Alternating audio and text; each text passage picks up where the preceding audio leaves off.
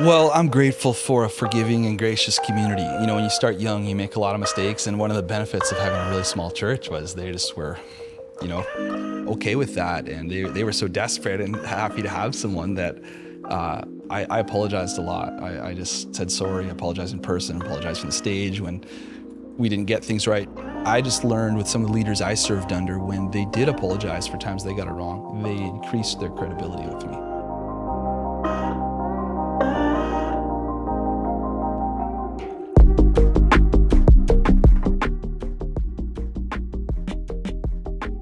Dustin, this is really special to be in your church, hidden away in the corner. Thanks for having us today. What a privilege to have you here. So appreciate what you're doing, the podcast, and yeah, thanks for asking me. Oh, I'm so glad. So I'm here this weekend. We're visiting. I'm here with my daughter, Mary. We're part of a young adult conference happening tomorrow downtown. And when I was scheduling this trip, I was like, because you hosted us a while ago here for a pastor's meetup. And I just loved hearing your story. And really, in some part, this is just for me to hear more of the story of you and this church. And so it's a real joy. Maybe just to start, you could just share a little bit about your world. Like, give us some of the plot points, family, kids, the city you're in. Just give us kind of a window into your life right now. Yeah, well, Winnipeg, born and raised here, lived away for school and a short ministry stint in an interim thing in Ottawa for a while. But other than that, I've been here for my whole life. So love in the Winnipeg city. proper? Winnipeg proper, Wow. yeah. And just love the city, love the community. Like, I think it's a little bit unknown to other parts of Canada, but just the lake culture here is so unique, and just the city itself. So love that. Married, my wife Lauren and I married for just a little over 20 years, and she's involved here, and just super married out of my league. So, you know, that makes two of us, right? Yeah. And sure. we have two boys. My son Lincoln is 19. He's a student at Briarcrest College in Saskatchewan. And my younger son, Lane, is 17, just graduated high school this year. And been at this church for almost 27 years. So it's been a privilege to serve here and just have a long-term pastorate here. So 27 years in one spot is really rare. Did you have in mind, like, of course, none of us, we've all read James 4. We're not supposed to say, you know, next year I'll do this or this or this. Yeah. But like, did you have in your heart like a desire for longevity, or has this surprised you? I definitely can't say it was here when I started. I wasn't even sure what it was. I had kind of a real God leading moment from the pastor of the church I'd grown up in directing me here. So I felt like, okay, this is unique. I'm supposed to be here. But at the start, it was a ethnic community. It was a small Italian Pentecostal church. And so I didn't know what that was and what their expectations were. Over time, I definitely influenced by some of the ministers like Rick Warren talking about, you know, God, if you would allow me, I would stay in a church the rest of my life. And I just loved those messages. That resonated to me as something that I thought that would be a privilege, you know. But that's hard, right? Like, a buddy of mine who's a Christian musician says, you know, it's easier to find a new audience than a new message, you know. So Totally. You grow and you evolve and you fail and succeed in front of the people. right. I mean, it's such a special gift, but it's a unique challenge. Man, there's so many threads I want to follow. Maybe before we jump more into your story, Winnipeg Jets, like this is, I don't know when we're releasing this episode, but I feel like I want to say in faith that they're still in the playoffs right now. The Yes, city's man. alive, man. Oh, that is your go-to. Any conversation, anyone new at church, you're not sure, you know, you're nervous, they're nervous coming into church for the first time, you go Jets, and you're automatically, there's a bond, because There's something about Winnipeg. it's like religion here. It's like Winnipeg, Edmonton are similar. Like in Vancouver, you got 50% chance you've got a fan in front of you. But here it's like 98%. Oh, you're low with that estimate. Yeah, it's like it's 99.555. Yeah. It's so fun coming into the city and to feel that sense of excitement and energy. And I love Winnipeg. I love Canada. And I think about the different parts. I love the regionalness of Canada, these unique expressions. What are the unique pastoral or missional opportunities? And then maybe one. And then what's maybe a unique pastoral challenge or missional challenge here? Well, I would say, and maybe this is Canada wide, but we've been feeling more and more just a greater openness where Wes, who you met, who's our programming director, Wesley Weiss, he had an experience just being in Safeway maybe it's a few months ago now, where just two young adults came up to him and just said, "Hey, you're a pastor at this church." And he's like, "Yeah." He's like, and just got talking to them and how did you start coming here? And they're just like, we just thought we need to do church. Wow. And that's a story. We're hearing more and more and more things like that. I don't know if I ever heard those stories 10 years ago, and so that's unique. Just maybe catching this new move of God's Spirit. I think that's an opportunity where there's people, even the guys I play hockey with weekly, they're asking me questions and they don't know me. Like they call me the priest. My nickname is Man of the Cloth, Really? Yeah. That's my. So what happens when you get a little bit too aggressive out there? Oh, man. Hear it. It's like, you're going to confession this week or whatever. They lay it on thick, right? And so, so I think that's what we're talking about. How do we catch this, and how do we make it so when people arrive on a Sunday morning, they're getting to meet Jesus and not trip on all the, sometimes the stuff of the way we do church hopefully doesn't get in the way of that, but sometimes it does, Tell me about your story, finding yourself in ministry. Even just before even this ministry post, when in your journey did you find yourself going, I think I want to make my vocation pastoral work? Well, I grew up going to a camp, a unique place where my parents had a cabin, and my family, actually my great-grandfather built a place down there back in 1940. And it was a place of just real connection with God and some of the church services. And I just had some experiences down there where I knew when I was about 15, 16, this is what I was supposed to do with my life, and definitely didn't follow a straight line from there to young adulthood going into there, but tried my best. And so I kind of knew that that's what maybe God had wanted for me. And I remember when I was younger than that, driving home from church one day, and my mom said to me in the car, like, "Hey, maybe you'll be a pastor." And I just remember, I grew up Calvary Temple, amazing ministry under Pastor H.H. Barber, right? Phenomenal voice of the gospel here for decades. But I hear rumors of this guy. Oh man, incredible tenure. I had the privilege actually of sharing funeral duties with him before he passed, and he let me actually do an Instagram post. And it's like, here, I'm doing funeral duties with my childhood pastor, who at that time he'd been serving the church for 71 years.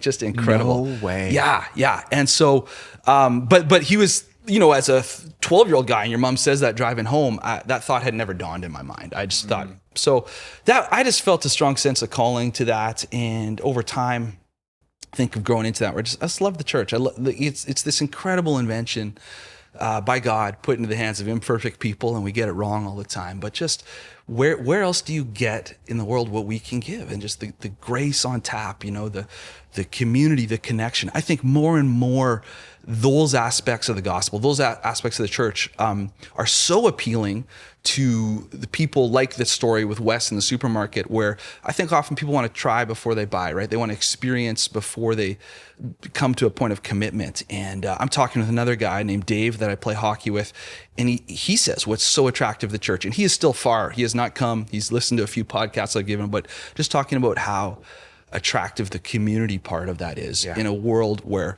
loneliness is an epidemic, right? You've spoken about that. I've heard you before. And, I think in Britain, they now have a minister of loneliness, right? You've got your minister of the economy and defense, and now lonely. Think about that, right? Yeah. And what a unique thing we can give to people.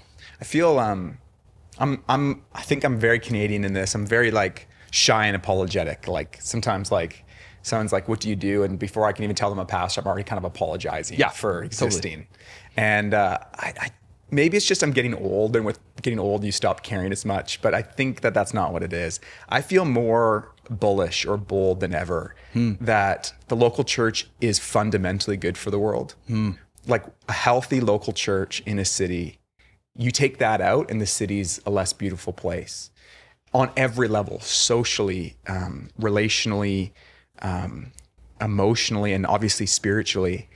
And what's interesting, and I don't want to fear monger, and everyone needs to fact check this, but I know there's conversations around should we pull charitable status from religious organizations and all this? And listen, I think I'd also want to say the church will be just fine if that happens. You know what I mean? We'll be just fine.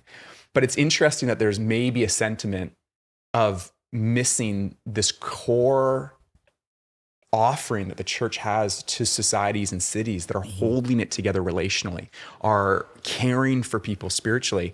And I think that there might be a growing contingent, it seems, maybe on a political level, that don't believe that. There's also a growing people outside the church that are going, we see how necessary this is. And I think COVID, all the isolation that happened, all of the sort of disorientation and also all the crumbling of institutions, we sense people and actually experiencing people coming to church being like, I'm an atheist, but I know I need an environment like this, which is a stunning statement. It really is. Yeah. And some just insight into our hearts that felt maybe wasn't there, or too much, internet, TV, whatever, filled that gap before, and realizing it's just not enough. Yeah.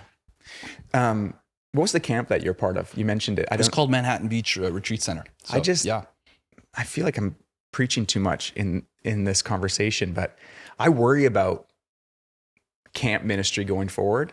Like, how many people had a profound encounter with God at camp, got their leadership opportunities or call into ministry, and they're really struggling right now. Like, it's a difficult thing to make happen. And I just feel like the church needs to rally around healthy camps right now and help trying to say, how do we resource this and support this? Because if you zoom out and think about the gospel ecology in Canada, camp ministry, at least in the West Coast where we are, has such a key piece of the puzzle. And I just know how many camps just are struggling right now. I just love hearing that that's part of your story. Yeah, and I'm convicted that we should probably be doing more and hearing that, because like both my boys also work for the summers for the last number of years at Circle Square Ranch, just west of Manitoba, led by incredible Dan and Danielle, and just incredible humble leaders. So happy they're there. But yeah, just seeing the impact of not only feeling a call there, but it's for so many people, it's also where you cut your teeth in ministry. There's a safety to it, or maybe just a recklessness to it, and one or the other. And there's also just reps, like you do it every day. Yes. You just, if you serve every week as a volunteer at church, it will take you years to get as many reps as you can in one summer of serving at camp. Can't agree with you more. I worked at a place called Camp Cedarwood for a couple years in my young adult years, and just incredible. The same thing. We're just formative and just doing ministry, seeing life change. And it's almost like you get to see a little bit more of a journey of someone's life within a week, because it's a little more focused. And that's a hard thing for us, because as ministers, I heard one pastor say, we only see snippets of people's life, right? And you never fully know. Like, imagine you just saw this snippet of Judas kissing Jesus, right? Or Peter denying Jesus, right? We never know, but in camp life, there's a lot of lessons with that, how taking the long view of people's life as we serve them. But also in camp, you get to see that a little more. Sometimes the progression would be from kids far from God to, people in worship by the end of the week. It's so special. Yeah. Okay, I want to jump back into your story. So you mentioned this almost in passing, like the church that we're in right now, Oasis Church. This is a vibrant, growing church with real years under its belt. You entered the story when it was a very different church. Yes. You described it as an Italian. Did they speak Italian? Was it an Italian service? Yeah, man. My first year here, I was speaking through an interpreter. Like, I was preaching in Italian. So this is an ethnic church, and an ethnic church are a big part of Canada's story. And one of the big challenges, chatting with ethnic church leaders, is maybe for one generation, that was the need as people were landing and finding home. But then as there's multiple generations, how does it find a dynamic future? And so tell us a bit about how you found yourself. I just want to hear even how you found yourself saying yes. And then just take your time, like tell us the story of entering into this church at a particular part of its season, and then beginning to see it change over time into what it is now. Yeah, so I often wonder that too. I don't know what Pastor Vincenzo, who was the pastor of the Italian community, said to me in our first meeting, but I was preaching that Sunday morning, Sunday night through an interpreter. But it started a little further back where I kind of alluded to this. I was just praying by my bedside one night. I was finishing off a degree at University of Manitoba. I felt very clearly that God said, I'm going to put you in a place where you're going to preach on a regular basis, not audible, but whatever's like 1 decibel below that. The one below that. Like you had a deep resolve. This is what I must do. Went to bed that night. Was sleeping in the next morning because I had a spare. Woke up to a call from Pastor Bruce Martin, who had taken over from H.H. Barber at the church I grew up in. Knew of me. I hadn't really even met him, but said, hey, there's this little church, needs someone to speak. So I kind of looked at the phone. And so that kind of has held me here. Like that was a real like Twilight Zone moment of just God's guidance to this place. So, but then with this community, very small, mostly elderly, like we're talking, like the first week there was a dozen people. My second week there was 8. I figured I had 2 weeks left before I, had to find a new gig. What's the percentage drop there? 12 to 8? Dude, yeah, those aren't good stats. Yeah, I don't do the accounting here, so don't. But no, it's bad, and but really desperate. Like you said, like a lot of ethnic churches do so well when there's immigration from those areas. Yeah. A lot of the Filipino churches in Winnipeg just doing so well. But over time, I often joke that the kids they weren't actually attending. They were only Italian at World Cup soccer time, you know, and so as they become English. A lot of churches have that. In Winnipeg, there's a large German contingent of churches where they have the same problem. And what do you do for the next generation? Because that would have been a particular year or grouping of years, however long ago, that there was this influx in German-speaking immigrants, and then they have kids, and their kids have kids. And they begin to ask this question, like, what does church look like, and integration, all that stuff. Yes, yeah.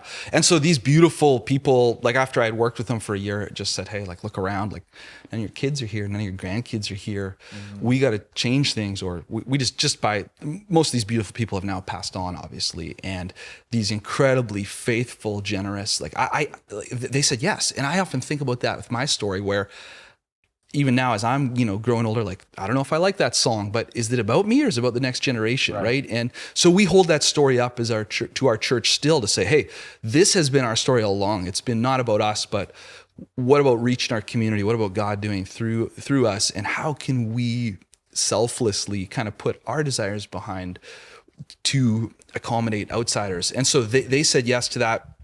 We had a incredible run in this little building that they owned, not too far from here, actually, where we're at. Went portable, like many churches are. We did the portable thing in a school. Why'd you guys decide to do that? Was it just a space issue, or? Yeah, space issues, and many churches. The shoe tells the foot how big it can grow, and so we needed to leapfrog. We didn't have the resources, being in this small space. We didn't want to get into the cycle of, a larger building, slightly larger building. So a school, at that time, we had pretty good relations with the public school. And it just, I saw an article in, I think it was either Leadership magazine or one of the other church magazines. And it had an advertisement for portable church industries, which we ended up using with. And I just thought, wow, that's an idea I've never thought about. And hard years, great years, wouldn't trade them, but hard years for all those people in, portable, and I know there's variants. Like we were like, you can't leave anything here. We're bringing 4 trailers. Someone was picking up a trailer at 3 a.m. Exactly, and then driving it in the snow. Exactly, minus 30. Yeah, man. There's a special place in heaven. Yes. For the volunteers. Yeah, but also, you know what I love about it, because I was part of a portable church. Mm-hmm. Not only is there a special place in heaven, it's a special kind of volunteer that I notice comes alive in that. Totally. Like I had a dear buddy who's like, I don't know where my fit is in this church, but I'll drive the truck in the morning. Exactly, which is kind of cool, right? Oh, we had a crew. We had 3 crews, about 50 people that show up 7 a.m. and work for 2 hours to set up. And it was phenomenal for that, because there was guys who had turned wrenches, and this was their church. Yeah. And I almost grieved that. If it would have been more of a stable thing, I don't know if we ever would have built a building, just because it worked, and it allowed us to have, much more space on a much smaller budget on the peak times, like Sunday morning gathering, when you needed that. So you guys were portable for some time. And then was the next step the building that we're in right now? Correct. Yeah, we built. How many years ago did you guys? I'd love to know, like, buy the building, buy the space, build this. Like, when did that fit into the story? Yeah, so we had been looking, obviously, just because dealing with the school, I just felt there was so many points of no, where if I got the wrong gym teacher mad, or superintendent, or principal, or custodian, and just handing out keg gift cards, say, I'm so sorry, because sometimes just people get touched by the services, they want to help with teardown, and it's hard to disseminate information, and they're dragging benches that are supposed to be lifted, and totally. So we could feel that that relationship was kind of ending. So we were looking for land. Bought this land, I think about 10 years ago, maybe 11 years ago now. It came available as a former lumber yard about maybe a kilometer or 2 from where we were meeting. So very, very thankful. And then we had some money stored up as a church. We'd kind of said, look, we're going to need to pay a mortgage. Let's start living with the discipline of that while we're portable. So we had saved up a little bit of money to pay for almost all of this land. And then the money came in almost immediately because just the excitement of that to pay for this. built, and I think we've been here just over 8 years now, and did the whole capital campaign thing, and you're just so grateful after you've been portable for every inch of space that you have, Totally. right? So Totally. We rent spaces in Vancouver for our church. And so we're like quasi portable, like bring some in and some can stay. And I just, you really appreciate when you have it. Hey, such a gift. And it's cool to see how well it's used here. And it's such an exciting story for me to hear, because it's a story of your longevity. It's a story of transitioning a church. It's a story of faithfulness. And it really has been growth on growth on growth. And I just thank God for that. And I thank God for your faithfulness. And I'd love to chat a little bit about you as a pastor, you as a leader. When you're in a space over 3 different decades, or with a congregation, you change, you grow. You're quite young when you started. And I'm just curious, like, what your journey of finding your footing, finding your voice, finding out the way that you're uniquely called to lead, that doesn't come quickly. So that would have been happening on the job. Just love to hear a little bit about you and what you've learned about yourself and how God has uniquely called you to lead.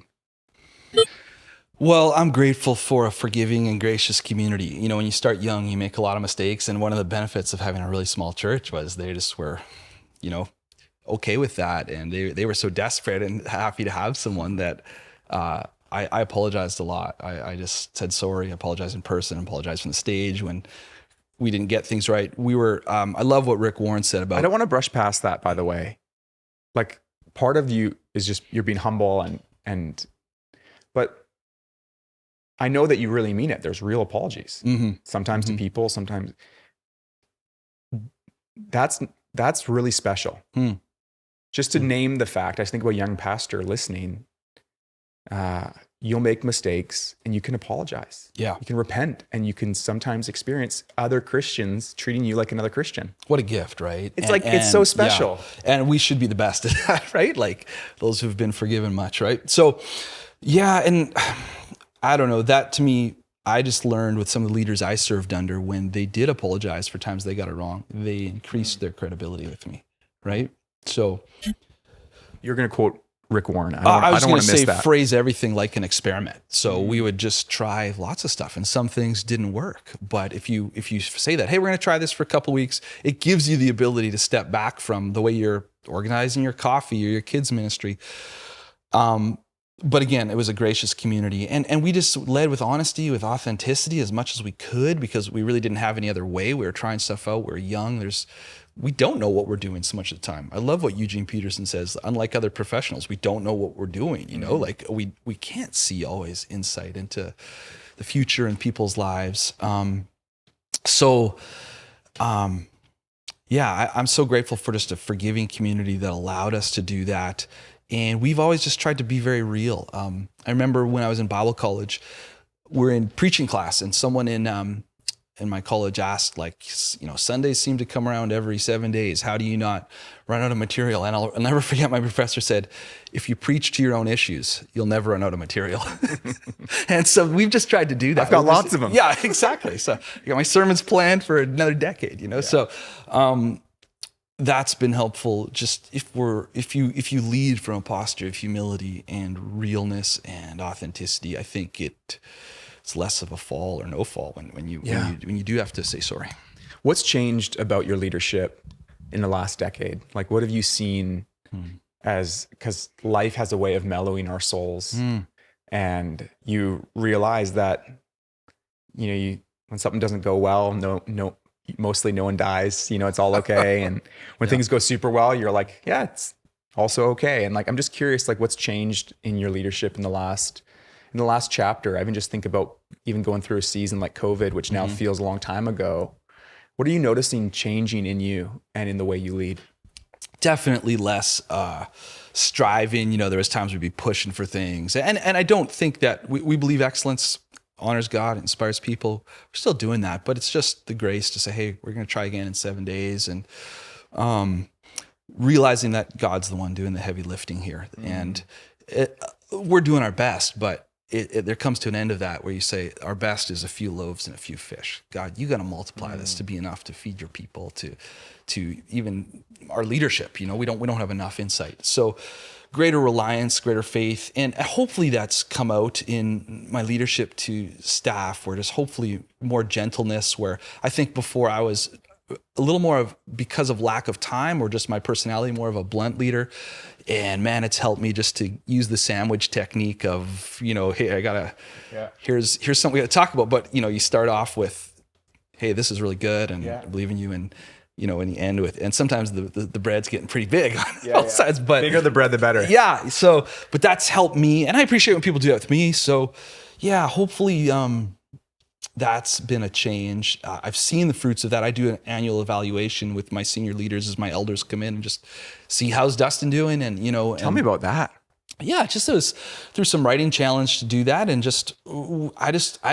I never want to be the limitation for what God's doing here. I don't ever want to be a detriment to people loving their job, doing well. And it was hard when I first started doing that, hearing what it was like to be on the other side of the table from me. What's the format and even some of the technicalities? Do they do a survey? Do you guys use an outside organization to come and do it? How do you guys do that annual sort of, is it like a 360 type thing? Correct. And we've done all of those. We kind of use a bit of a rotation there. The one consistent is some of my elders coming in and just meeting with my direct reports every year and just asking honest and hard questions and hearing feedback on that. So, yeah. How many years have you been doing that? I would say 10 initially. It could be 12, could be 9. I'm not sure, but it's always revealing. There's always something to work on. So it's good. What's been the most fruitful part of hearing that feedback to you? I think, I am a 1 on the Enneagram. So I'm a self-critical person. A 1's critical of everything. You can walk into the most amazing room and say, that's wrong, this wrong. And so I am, and if you think that's hard, you should see how I speak to myself. You know what I mean? Where there's always perpetual self-criticism. So it's been helpful to hear how good things are. And because often the bad stuff before, if you're at all self-aware, it's coming, So to hear too that people enjoy working here and that's been probably the most fruitful in some ways, but there's a million things I've had to change too. So it'd be hard for me to give an answer to that right off the top of my head. I just really appreciate it. I think it's like, and everyone listening is such different context. Like on one extreme, you've got, elders or board members, and they're constantly micromanaging, controlling. You've got no autonomy, no freedom, no sense of permission to be self. And then you've got the complete other extreme where it's like you're an island on your own. There's no feedback loops. There's an increasing lack of self-awareness. There's actually, in the far extreme, systems and structures that actually like insulate the leader from any feedback loop. And I just think if we want to have the healthiest environments where we are getting meaningful feedback, we have to pursue it. Yeah. Like we have to kind of go and say, okay, I want to design this and grow in this, but it's incredibly uncomfortable. Totally. At least to start. Like it is something you get better at. Yeah. But I remember when I was working at Alpha and I watched our national director do a 360 and I'm filling out this form and I'm like, are we sure she wants to? And just hearing her handle it, address things, I was like, wow, this is what leaders that care do. If you actually care about the mission and not about you do that because it's bigger than us, right? And how dare we ever get in the way of what God wants to do? And we're always going to. God in his mercy works. We're not going to be perfect, but feedback is a gift. What's in your heart right now? As you look forward for Oasis Church or even just for yourself, like what are some of the things that are filling your imagination or that you're dreaming about right now? Well, like I said earlier, just responding to hopefully some of the growth and interest and ways we can do that. How can we strengthen and improve our Alpha ministry? We're running it right now. We've got 70 people each Tuesday but also some of the stuff you talked about when you were here for that pastors gathering really shook me. And I don't have answers, but just the need for pastoral leadership and what that's going to look like. And we're not very good at that, but what can we do? What are ways we can start investing in more younger leaders to fill that, those needs that are upcoming and just not only here, but across our nation, So I don't know if we've done as good a job of that as we should have or could have. I'm really, really thankful for people who feel called to a sense of place. And I think I experience actually a lot of that when I'm here in Winnipeg and throughout the prairies, people with a real sense of pride of place, not a weird kind of pride of place, but a sense of calling. And I just wonder if that's something that you've had to ever, if there have been seasons of, I need to protect this or insulate this, or how have you cultivated a real sense of like love for the people, love for the place that's allowed this kind of longevity you've had? Well, I think one of the things for longevity is I went to a study break about 8-9 years ago. And before that, it kind of felt like pastoring was swimming the Pacific Ocean where it's just no end, And so that's been helpful for me to have an annual finish line. I take these 3 weeks of study break. I tag on some holidays and then I can go hard for 11 months, break the tape. And that's given me time just to reflect on a real helpful resource in that is Wayne Cordero's book, Leading on Empty, which whether or not you feel like you're leading on empty or not, it gives you a framework just for breaks, for a monthly break, annual breaks, and just asking those questions. Is my calling sure? Am I growing in love for God and people? It's been phenomenal. I don't use all of his stuff, but some of it's just been a fantastic tool for me to stay grounded in hearing and submissive to what God's asking us to do here. Tell me more about that, the format of that study break and holiday. What I hear you saying is that you've intentionally organized your year so that there's a time of work, but it's outside of the day-to-day meetings and weekly commitments that's preceded or followed by some real holiday and some refreshment. Can you just tell me a bit about how you structure that and when you started doing that? Yeah, well, I think every church has to deal with that, sabbatical question and breaks. And so, yeah, we looked at a whole bunch of models and we're still working that out. It changes as things go on. And I'm sure it's the same for every even staff member on your team, how that looks. For me, it felt sustainable when I came onto that model of just an annual break for whatever. I think it started at 2 weeks. Now it's grown to 3, and it's changed every year in its structure. Sometimes it's been very, very formal. I watched through a great Eugene Peterson course a few years ago. Sometimes it's been a whole lot of play and just needing to refill tanks and less of that, and just enjoying God's grace to us as a family. I really love that because I think the year before I went to this, I think I'd done like 23 weddings or something. And it was just like, that was a lot of our spring and summer. And this, I just said, next year, July is booked off. And it's allowed for us to take our family on. We've gone coast to coast in our minivan, and it allowed for us to kind of prioritize that and spend some time together, which now as my kids are, my youngest is going into college, I just can't believe what I would have missed if I didn't do that. And if you don't do that ahead of time, other people will take your calendar and prioritize it for good things, but it's just, we miss what's sometimes right before us. And so don't apologize, I would say, to pastors about just putting your family ahead of your ministry, making time for that, finding what works for your rhythms in your part of Canada. And if you don't get to it first, it will fill up. Oh, that's wonderful. We've kind of already chatted about this, but I just wanted to end by hearing like a bit more about what's giving you hope right now. Like you talked about seeing, even just before we're recording, we talked about Easter and just experiencing people really drawn to church and open. And as you're, whether you think locally here or on a more macro scale, what's filling you with hope right now? Well, in the gospel, you get things you don't get anywhere else, and just only in the gospel that you get the verdict on your life before the performance of your life. And even if you're an atheist, not even a Christian, right? You're still hoping that you say, well, I want to be a good person. Well, you got to get to the end of your life to get that verdict, and so what a unique thing. So that the message of the gospel is totally unique, and just to hear it when it's presented, how people are responding. And so we've been celebrating so much of it this past year with baptisms and people accepting Christ. And so it feels like there's a fresh wind of the Holy Spirit blowing that gives me hope. And just seeing 2 young people that are interested and like this conference you're going to this weekend is incredible in Winnipeg, the amount of young people interested in this. And they don't have any of the baggage that we've been dealing with older people where it was almost anti-church. That's There's just a very important note is like so much of our peers, in our kind of bracket of age, was dealing with all of this baggage, because it was our parents that left the faith or stopped going to church. And there are different cultural types of baggage, but it's a very, very different story. It's like, it's people who their parents never took them to church. Yeah.